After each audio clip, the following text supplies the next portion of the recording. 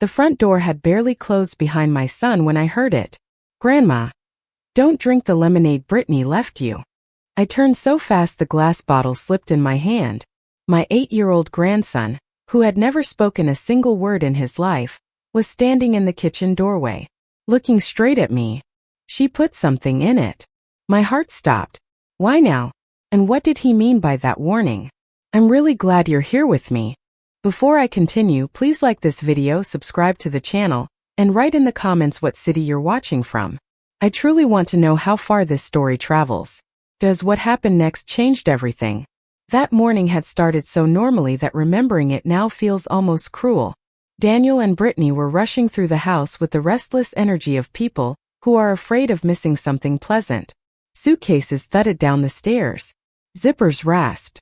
The silver SUV idled at the curb, exhaust drifting lazily across the trimmed hedges Daniel insisted on maintaining every Sunday. I stood on the porch with my cardigan buttoned wrong. I noticed it later, watching them laugh about airport delays and spa reservations. They were heading to a luxury wellness retreat in Sedona. 10 days of yoga at sunrise, detox juices, and desert sunsets that looked like something from a calendar. Brittany moved quickly, efficiently, her blonde hair pulled into a sleek low ponytail. Even travel looked curated on her. She wore white sneakers that had never seen real dirt. Ethan stood beside me, small, still, his shoulder barely reaching my hip. He held his worn stuffed fox by one ear. The fabric had thinned where his thumb rubbed it at night. I had sewn the seam under its chin twice already. Quiet, as always. Brittany suddenly turned back toward the house. "Oh, Clara," she called brightly, climbing the porch steps again. "I almost forgot." She pressed a glass bottle into my hands. Pale yellow liquid shimmered inside, tiny bubbles rising slowly to the surface. "This is a detox lemonade," she said. "It will help with your energy and memory. Just drink one every morning while we're gone." Her smile was perfect, balanced, concerned without being intrusive. Daniel kissed my cheek, warm and distracted. "Mom, promise you'll rest. And don't overdo it." I laughed lightly. I'm not that fragile. But as I held the cool glass bottle against my palm, I remember feeling something subtle shift inside me. Not fear. Not yet. Just a faint hesitation, like misplacing a word in a familiar sentence. After their car disappeared down the street, the house exhaled. The air inside still smelled faintly of citrus from the kitchen. The dishwasher hummed steadily.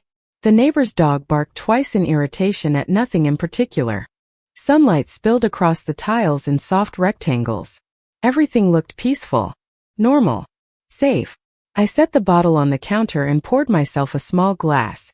The liquid caught the light like watered-down honey. I remember thinking how thoughtful it was of Brittany to prepare something for me. She had been attentive lately, bringing herbal teas, rearranging my medicine cabinet, for convenience, asking gentle questions about my memory. "You've seemed a little forgetful, Clara," she had said once at dinner. "It's completely natural. We just want to be proactive." Daniel nodded. "It's nothing serious, Mom. Just age." Age. Such a tidy word for slow erosion. Over the last year and a half I had started forgetting things. Where I left my glasses. Whether I had locked the back door. Sometimes I would wake from an afternoon nap unsure how long I had been asleep. Conversations slipped through my fingers like water. They said it was normal. They said I was tired. They said I worried too much. Brittany had begun organizing my finances for safety. She set up reminders on my phone. Suggested a memory clinic, just an evaluation, nothing more. I remember agreeing because it seemed easier than resisting. Standing there in the quiet kitchen, I lifted the glass toward my lips. The lemonade smelled sharply of citrus. Clean. Refreshing. I paused only because Ethan had stopped rocking in his chair. He rarely moved abruptly. His stillness had always been a constant presence in the house. But now he was standing, looking directly at the bottle in my hand. And then, "Grandma, don't drink the lemonade Brittany left you." The memory fractures there. Because that was the moment the ordinary morning cracked open. The moment sunlight no longer felt warm. The moment the safe, peaceful house revealed that something inside it had shifted long before I noticed. And I realized that whatever was happening had not begun that day. It had been unfolding quietly for months, perhaps even longer. For a second, I could only stare at Ethan as if my eyes had forgotten how to focus. His voice, small, careful, unmistakably real, hung in the kitchen like a new sound the house didn't know how to absorb. "Don't drink it," he said again, and this time there was no tremble, only urgency. She put something in it. The glass bottle on the counter looked innocent, almost cheerful in the morning light. Pale yellow, clean, condensation beading on the outside like sweat. I lifted it slightly and listened. No fizz, no warning, just the quiet slosh of liquid that could have been nothing more than lemons and water. My fingers went numb around the neck of the bottle. "Ethan," I whispered, forcing my voice to stay soft. "What do you mean something?" He took one step into the kitchen, then another, as if crossing an invisible line. His stuffed fox dragged along the floor behind him, one ear limp in his fist. "She mixes powder," he said. "White. From a little packet." My throat tightened so hard it hurt. "When?" I asked. "In the morning," he replied. His eyes flicked toward the window, then back to me, as if he expected Brittany to appear there, smiling, holding another bottle. "She waits until Dad looks away. Then she does it fast." A strange buzzing filled my ears. I could still hear the dishwasher humming, but now it sounded distant, like it belonged to another house. "How do you know?" I asked, though I already understood the answer. Ethan's mouth worked as if he had to push the words out through something heavy. "I saw. Yesterday. And before." The room tilted slightly. Not enough to make me fall, but enough to remind me how often I had been unsteady lately. How many afternoons I had slept through without meaning to. How many times I had blinked at my own calendar, as if it were written in a language I once knew. Sedatives my mind supplied without permission. I set the bottle down with care, as if it might shatter from suspicion alone. "Did you tell your dad?" I asked. Ethan's face pinched, something like pain passing over it. "She said no." "Who said no?" He swallowed. His small hand tightened around the fox's ear until the fabric twisted. "Brittany." The way he said her name, flat, cautious, was not the way a child spoke about someone who tucked them in at night. "She told me," he continued, "if I talk, she'll send me away." My stomach dropped so sharply I had to press my palm to the counter to steady myself. "Send you away where?" "A place," he said. "Far. For kids like me." He looked down for a moment, then up again, his eyes bright with a frightening kind of clarity. "She said Dad would believe her. Not me." It took everything in me not to reach for the bottle and throw it into the trash. But some instinct older than fear stopped me. Not yet. Not without thinking. Not without proof. I picked up a clean glass from the cabinet. My hand shook, and the rim clicked against my wedding china as I set it down. The small sound felt too loud. "Ethan," I said carefully, "did you ever taste it? Did she make you drink it?" He shook his head quickly. "No. Only you. Only me." The words landed like a verdict. I looked at the lemonade again. I could smell the citrus even with the lid closed. Fresh. Bright. The kind of scent people associate with health. With care. With someone trying to help. But now all I could see was how neatly it fit into the story they had been telling me for months. Clara is tired. Clara forgets. Clara needs support. Clara needs someone to handle things. My mind reached back, connecting small moments I had dismissed. Brittany insisting she make my tea. Brittany placing vitamins into a weekly organizer I hadn't asked for. Brittany smiling at friends and saying, "Clara's been repeating herself a bit lately." Daniel's voice, gentle, patient, suggesting clinics, evaluations, just to be safe. And Ethan silent in the corner, watching it all happen with wide, unblinking eyes. I felt suddenly ashamed, not of aging, of believing them so easily. I lifted the bottle again, walked to the sink and unscrewed the cap. The smell rose immediately, sharp lemon, faint sweetness underneath. Nothing sinister about it at all. My hand hovered. A part of me, the part trained for decades to keep peace, to avoid fuss, whispered, "Don't overreact. You'll look foolish. You'll upset Daniel." But another part of me answered, quieter and stronger, "If you are wrong, you lose pride. If you are right, you lose your life." I tipped the bottle. The lemonade poured into the drain in a steady stream. pale yellow disappearing into darkness. I watched it go as if I could see the months it had stolen from me swirling away with it. When the bottle was empty, I set it in the sink and gripped the counter until my knuckles whitened. Ethan exhaled, a small sound like he had been holding his breath for days. I turned to him. "You did the right thing," I said, and my voice broke on the last word. He didn't smile. He only looked at me with the seriousness of someone who had been carrying a secret too heavy for a child. And in that moment I understood something that chilled me more than the idea of poison. This wasn't a misunderstanding. It was a plan. I kept my hand on the counter after the last of the lemonade disappeared, as if the kitchen might slide away from me if I let go. The bottle sat in the sink, empty and ordinary, and yet I could not stop staring at it. It was only glass. Only lemon-scented liquid. Only a suggestion of care. But my body had already decided the truth before my mind could arrange it into calm sentences. Ethan stood very still, his fox pressed to his chest now, and I realized he was watching my face the way children watch adults in storms, measuring whether the roof will hold. I forced myself to inhale slowly. Citrus lingered in the air, bright and sharp, clinging to the room like a cheerful lie. "It's all right," I told him, though my voice sounded like it belonged to someone else. "You're safe. I'm here." He didn't nod. He didn't speak again. He simply kept looking at me with those dark, steady eyes, and something in my chest tightened even more. Not only fear but sorrow, because I understood what it had cost him to say those words. 8 years of silence broken not for attention, not for praise but for a warning. My hands began to shake harder. I pressed my fingertips together until they hurt. At my age, people think trembling is weakness, an inconvenient symptom, a sign that you are fading. But I knew this tremble. I had felt it before long ago when I was younger and still learning the shape of betrayal. That familiar rhythm in my chest carried me backward. Not to last week. Not to last month.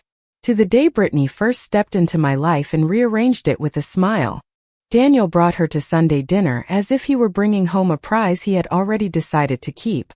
She wore a pale dress and carried a pie in a glass dish, the kind of dish people use when they want you to notice they have good taste. Her hair was perfect. Her nails were neat. Her laugh came easily, but it never quite reached her eyes. "Mom," Daniel said, beaming, "this is Brittany."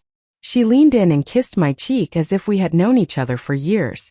"I've heard so much about you, Clara." I remember noticing how quickly she looked around my dining room, at the china cabinet, the framed photographs, the silver serving tray that had belonged to my mother. Her gaze moved the way a hand moves over fabric, assessing. Ethan was only a baby then, still soft with that newborn smell, still quiet in the way infants are quiet when they are listening to the world. Brittany took him in her arms for a moment, smiled for Daniel, then handed him back as if he were an object she didn't want to drop. Even then, something in me whispered caution. But I did what mothers do. I told myself I was being unfair. I told myself I was protecting Daniel too much. I told myself to be gracious. Years passed. Brittany became my daughter-in-law. Daniel became busy. Ethan grew into his silence, and doctors wrapped that silence in terms and assessments that sounded clinical enough to make it feel permanent. We adjusted. We learned routines. We learned to interpret his needs through gestures, through glances, through the way he held that fox when he was overwhelmed. And then about a year and a half ago, my own mind began to betray me in quieter ways. It started with little gaps. I would walk into a room and forget why. I would repeat a story and only realize it when I saw Daniel's polite, strained smile. I misplaced my keys so often that Brittany bought me a bright red keychain so I could find it easier, and she laughed as she handed it to me like it was a charming joke. "You've just got a lot on your mind," she said. "It happens to everyone." I wanted to believe her. It is easier to accept age than to accept danger. Soon I was sleeping more. Falling asleep in the afternoon with a book open on my lap. Waking up groggy, my tongue thick, my thoughts slow. Sometimes I would stand at the stove and stare at the burner as if it were unfamiliar. Once I left the tap running and didn't notice until Daniel came over and found the sink overflowing. He hugged me that day. His voice was gentle. "Mom, maybe we should get you checked just to be safe." Brittany nodded, eyes full of concern. "Memory clinics are wonderful now. No stigma. Just support." Support. That was her favorite word. Then came the finances. She began mentioning them the way someone mentions the weather, casually, repeatedly, as if it were inevitable. Clara, it might be safer if I organize your bills, she offered. Just so nothing gets missed. Daniel backed her up without thinking. It would take stress off you, Mom. Stress. Burden. Safety. They used these words like soft blankets, and I was so tired that I almost let them tuck me in. And through all of it, Ethan watched. Silent Ethan, who everyone assumed did not understand. Who everyone assumed did not remember. Now, standing in my kitchen after his first words, I could feel the past rearranging itself, each moment clicking into place like pieces of a picture I had refused to see. The trembling in my hands wasn't only fear of poison. It was the shock of realizing I had been doubting my own mind while someone else was shaping that doubt. I looked at my grandson again, small, brave, unbearably serious, and I felt something settle inside me. Not panic. Clarity. If Brittany had been drugging me, she wasn't doing it for amusement. She was doing it for a reason.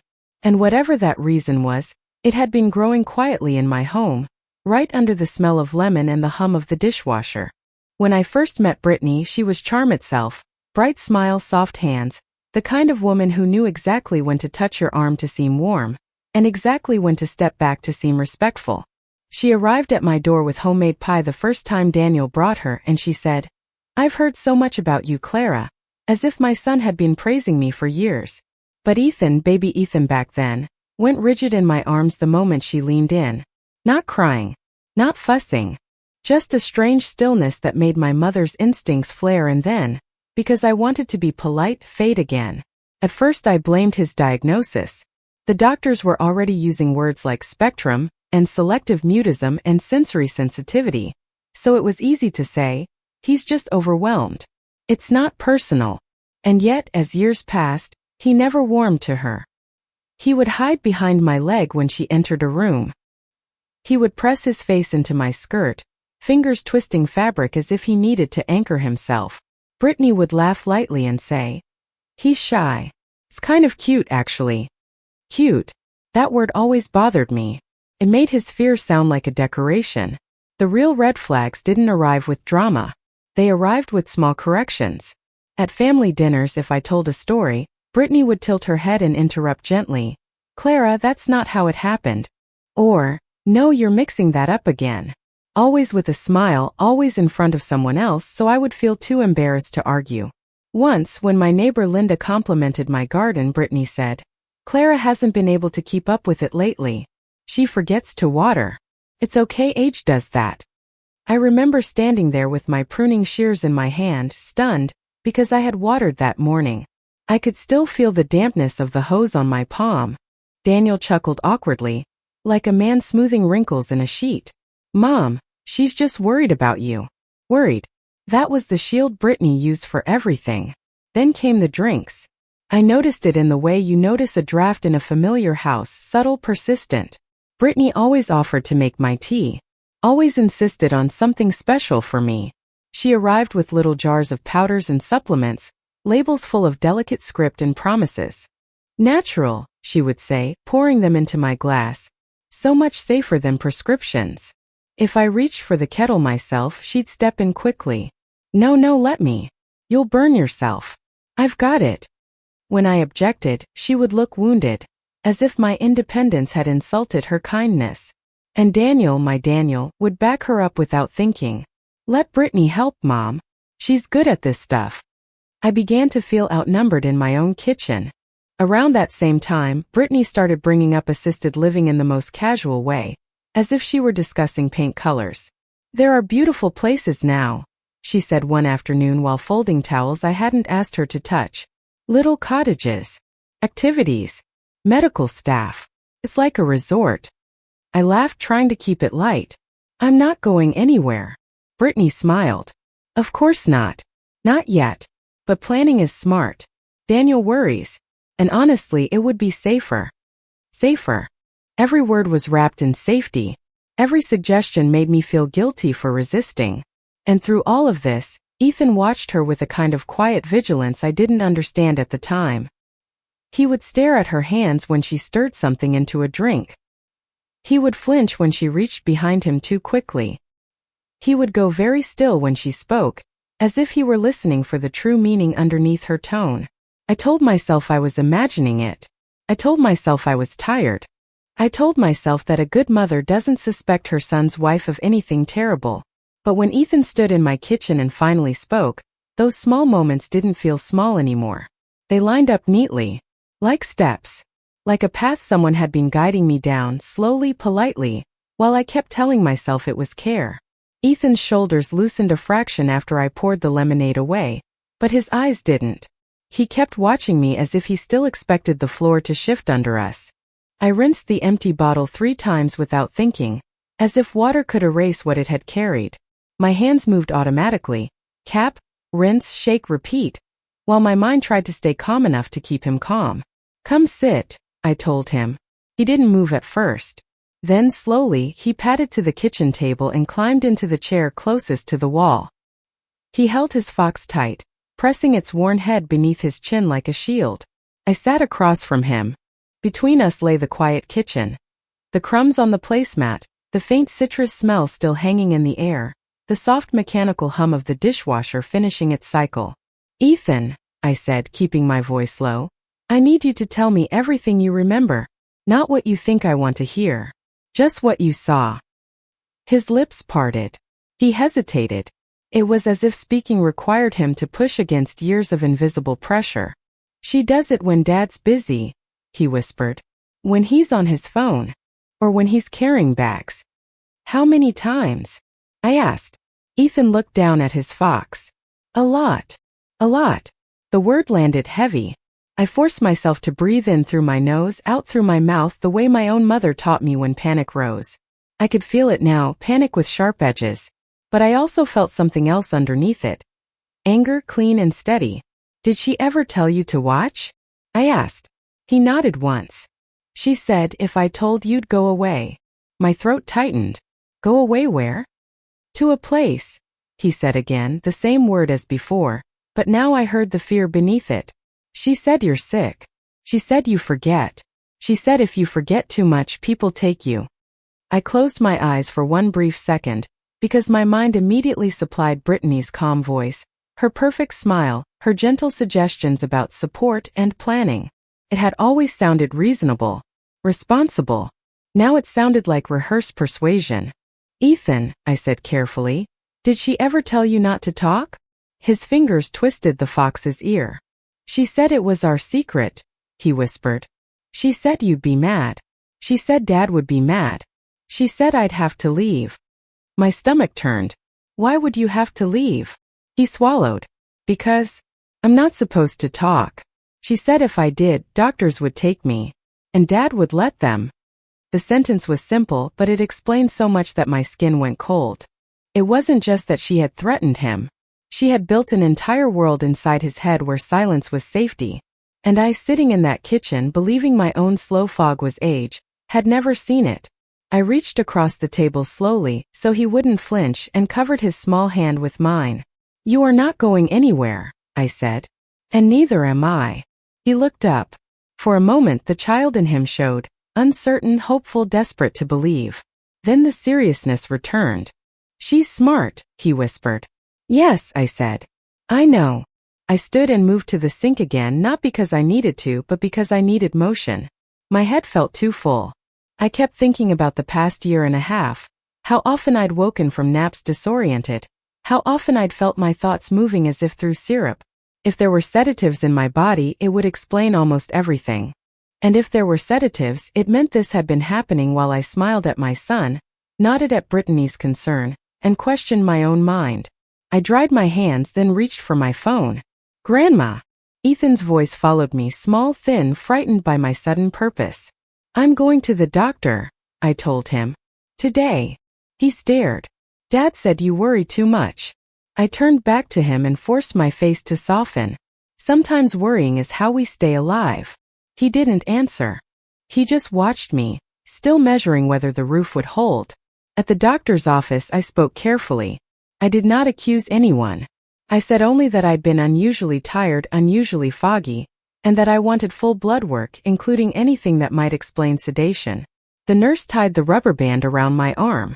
The needle slipped in. Dark blood filled the vial as calmly as any ordinary day. But nothing about this day was ordinary. 2 mornings later, my phone rang. My doctor's voice was professional, but there was a new edge in it, concern that couldn't be disguised as routine. "Clara," he said, "your results show significant sedatives in your system. These are not medications we prescribed. Are you taking anything else? Supplements? Herbal drops? Anything at all?" I stared at the kitchen counter as he spoke, as if I might see Brittany's perfect smile reflected there. "No," I said quietly. "I'm not." When I hung up, the house felt different. The same walls, the same furniture, the same morning light. But now I understood something with terrifying clarity. I hadn't been losing myself. Someone had been taking me apart, slowly, politely, one glass at a time. When Daniel and Brittany came home from Sedona, they brought the desert back with them. Sun-warmed skin, expensive calm, and that faint scent of eucalyptus that clung to their luggage. Daniel hugged me too tightly, as if checking whether I was still solid. Brittany's eyes swept over my face the way she always did lately, searching for weakness she could name as concern. I gave them exactly what they expected. A slower smile. A longer pause before I answered questions. A soft little laugh when I lost a word and replaced it with, "You know, I'm just tired," I said. Brittany touched my shoulder. "You've been drinking the lemonade, right? Every morning?" "Yes," I murmured, letting my gaze drift as if I couldn't quite hold it steady. Daniel exhaled with relief. "Good. That's good, Mom." That night, after they went upstairs, I sat alone in the living room and listened to the house settle. The refrigerator clicked. The heat vent sighed. A car passed outside and the headlights dragged across the curtains like pale fingers. Then I placed a small recorder on the bookshelf, half hidden behind an old family photo and a ceramic bowl I never used. I tested it once, just a soft tap, and watched the tiny red light blink. My hands were steady. The next morning I made myself look weaker than I felt. I let my robe hang open a little at the collar. I moved slowly, as if my joints argued with every step. When Brittany came into the kitchen, I was already sitting at the table, staring at nothing. "Clara," she said gently, "how are you feeling today?" I blinked at her as if the question needed translating. "Oh, I'm fine. Fine." Her smile softened into satisfaction. "Good. Good." She poured coffee for Daniel, then turned her attention to me, reaching for the cabinet where she kept my things. A new bottle of lemonade stood there, identical to the last, pale yellow and bright as a promise. "You finished all the bottles while we were gone?" she asked, voice casual, almost bored. I nodded. "Everyone," I said, and let my eyes go unfocused on purpose. Brittany's mouth curved. "Perfect." Daniel sat down, phone already in his hand. "Mom, Brittany's been researching some options for extra support. Just in case. Nothing drastic." Brittany slid into the chair beside him like she belonged there more than I did. "It's just planning," she said. "You know I adore you, Clara. I want you safe." Safe. That word again, sweet as sugar, sharp as a blade. I lowered my head slightly, playing my part. "You're so kind," I whispered. Brittany leaned forward. "We'll need you to sign a few things. Power of attorney mostly. It's standard. Protects you." Daniel nodded as if he'd rehearsed it. "It's for your own good, Mom." And then, before I could answer, before Brittany could press harder, Ethan walked into the room. Not drifting in the way he usually did. Not clutching his fox like a shield. He walked in with purpose. He looked at his father first, and something in Daniel's expression faltered, as if he suddenly remembered what it meant to be a father instead of a son managed by his wife. "Ethan," Brittany said quickly, too brightly. "Go play, honey." Ethan didn't move. He opened his mouth and spoke. "I can talk," he said, clear and steady. "And I recorded you." The air went dead. Daniel's phone slipped from his hand and hit the table with a dull, humiliating thud. Brittany laughed once, sharp, disbelieving, then stopped when she realized no one else was laughing. "What is this?" she demanded, eyes flashing. "Daniel, tell him." Ethan didn't look at her. He looked at me. I reached into the folder beside my chair and placed the lab report on the table, sliding it forward with one finger as calmly as I'd once slid Daniel his school permission slips. Sedatives. Unprescribed. Documented. Then I set down printed bank alerts Brittany didn't know I had. Transactions, purchases, little trails she assumed no one would follow. Brittany's face changed. The polished mask cracked, just enough for panic to show through. Daniel stared at the papers, then at Ethan, then at me, as if he were seeing the room for the first time. I didn't. Brittany began, voice rising. This is insane. Clara's confused. She's not, Ethan said. And that, more than anything, broke Daniel. Because he heard his son's voice, after 8 years of silence, and realized the only person truly paying attention had been the child everyone underestimated. I stood up, walked to the landline, and dialed. When the dispatcher answered, my voice was steady. My name is Clara, I said. I need officers at my home. I have medical evidence, recordings, and I believe I've been drugged. Brittany's chair scraped back. Clara, don't. I looked at her, finally letting my eyes sharpen fully. Oh, I said softly. I am. The police arrived faster than I expected. 2 patrol cars, then another. Blue light pulsed against my curtains and turned my living room into something unreal. Like a scene from someone else's life, not mine. An officer spoke to me gently, as if volume might shatter what was left of my calm. He asked my name, my age, whether I felt safe. Another officer asked Daniel to step outside. Brittany tried to follow, insisting she needed to explain, but a firm hand stopped her at the threshold. Ethan stood beside me the entire time. He didn't hide behind my leg the way he used to. He didn't cover his ears. He simply held my hand with both of his small hands, as if anchoring me to the earth. Daniel's face looked stripped bare in that flashing light. No confidence, no easy authority, only shock and grief and the slow horror of realization. He kept saying, Mom. I didn't know. Over and over, like repetition might turn it into the truth. Brittany, on the other hand, changed by the minute. At first she was offended. Tight smile, raised eyebrows, the tone of a woman who believed she was being inconvenienced. Then she became indignant. She accused me of confusion. She accused me of paranoia. She told the officers I was declining and easily influenced. When they asked for her phone, when they asked about the purchases, when they asked why sedatives were in my blood, the indignation cracked. Panic spilled through. Her voice climbed higher, sharper. Her hands fluttered at her hair, her collar, her bracelets, like she couldn't find a place to rest them. It's a misunderstanding, she said. This is ridiculous. Daniel, say something. But Daniel didn't. He stared at Ethan as if he could not reconcile the child he thought he understood with the boy standing there, speaking clear-eyed, unafraid. When an officer asked Ethan if he felt safe with Brittany, Ethan answered quietly, no. That single word seemed to hit Daniel harder than any accusation. Brittany was taken out of the house in front of us. No dramatic struggle, no cinematic confession. Just the dull scrape of handcuffs, the murmur of procedural language, the soft closing of a car door. And then suddenly the house was quiet again. Not peaceful. Not normal. A different kind of silence, heavy, bruised, filled with what could not be unsaid. Daniel sat at my kitchen table and cried the way he hadn't cried since he was a boy. His shoulders shook.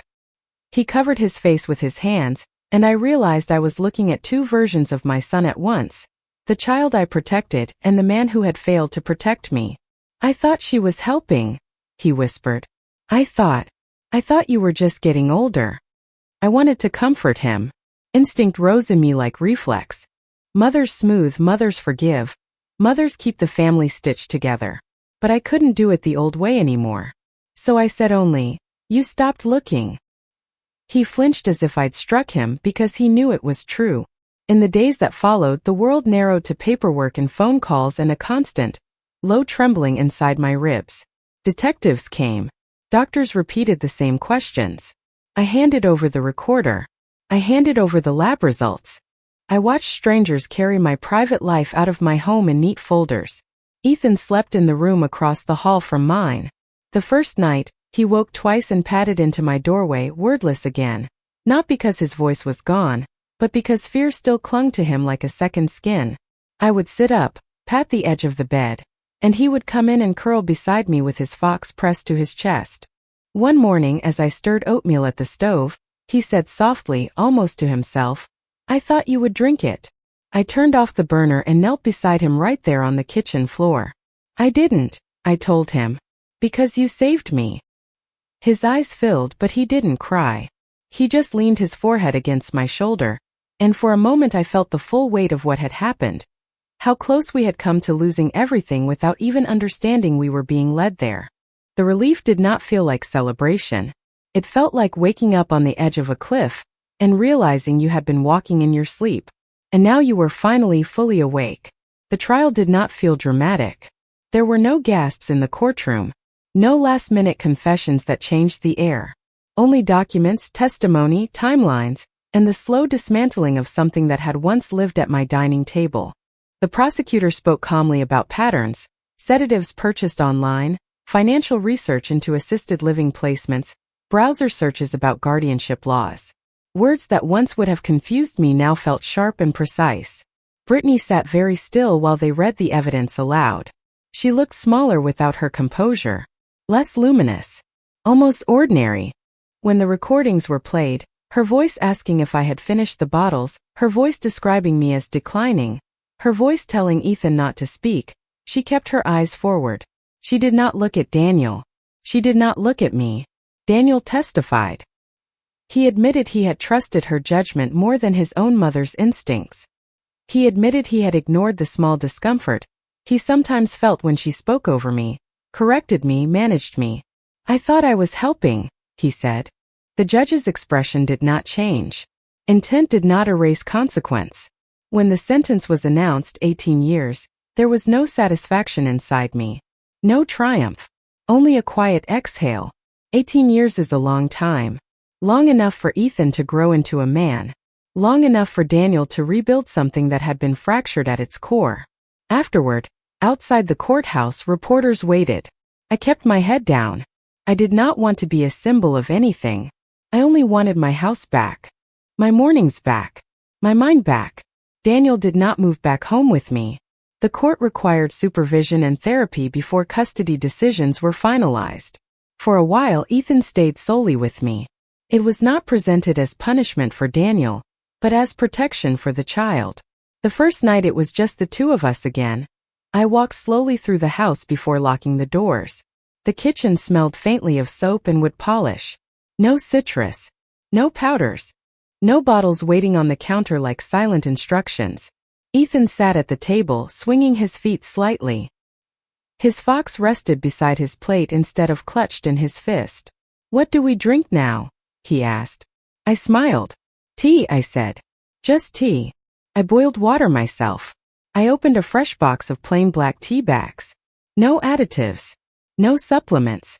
I let him watch me tear open the packet and place the bag into the cup. Transparency had become sacred. We sat together, steam rising between us. He blew carefully on his tea and then, as if testing the air, said, "It smells normal." "Yes," I said. "It does." Over the following weeks, something remarkable happened. Ethan began speaking more. Not all at once. Not in long conversations. But in steady, careful sentences. He told me about school. He told me which teacher made him nervous. He told me he used to count the seconds Brittany stayed in the kitchen when she stirred my drinks. 43, he said once. Sometimes less. I felt my throat tighten, but I did not interrupt him. His silence had not been emptiness. It had been observation. Daniel came by often. Therapy softened him.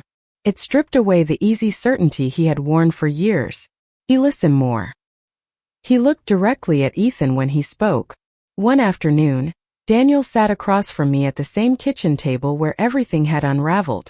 "I don't expect forgiveness," he said quietly, "but I want to earn trust." I studied him. He looked older. Not physically, but in the way men look when they realize protection is not something you delegate. "You start by listening," I said, and he nodded. For the first time in years, my mind felt clear in the mornings. No fog. No sudden naps. No confusion over dates. I walked through my own house without wondering whether I had locked the door 5 minutes earlier. I met with my doctor again. The sedatives were gone from my blood. "You're sharp," he said with a small smile. I had not realized how deeply I needed to hear that. Ethan started school full-time again. His teachers were astonished when he answered a question aloud for the first time. They called me, voices bright with excitement. He spoke, they said. Yes, I replied. He does that now. Some evenings we sit on the porch together as the light fades. He tells me small stories about his day. I tell him stories about when his father was young and stubborn and brave in simpler ways. The house no longer feels like a place where something is being arranged behind my back. It feels inhabited, alive, safe. Sometimes I catch Ethan watching me the way he used to, measuring, and I smile at him. I'm still here, I say. He smiles back. I know, he answers. And every morning we drink ordinary tea together. No secrets, no silence. Just the quiet, honest sound of 2 cups placed carefully on the table. Sometimes danger does not come as a scream, comes as a smile, as gentle concern, as careful hands stirring something for your own good. It comes wrapped in safety, in planning, in words that make you doubt yourself before you doubt anyone else. I almost believed I was losing my mind. I almost let them decide who I was becoming. But silence broke at the right moment. And truth, once spoken, does not return quietly to hiding. Some names and details in this story have been changed for privacy. Now I want to ask you something. If you were in my place, would you have trusted your instincts sooner? Or would you have kept telling yourself it was just age? Write in the comments what city you're listening from. I read them all.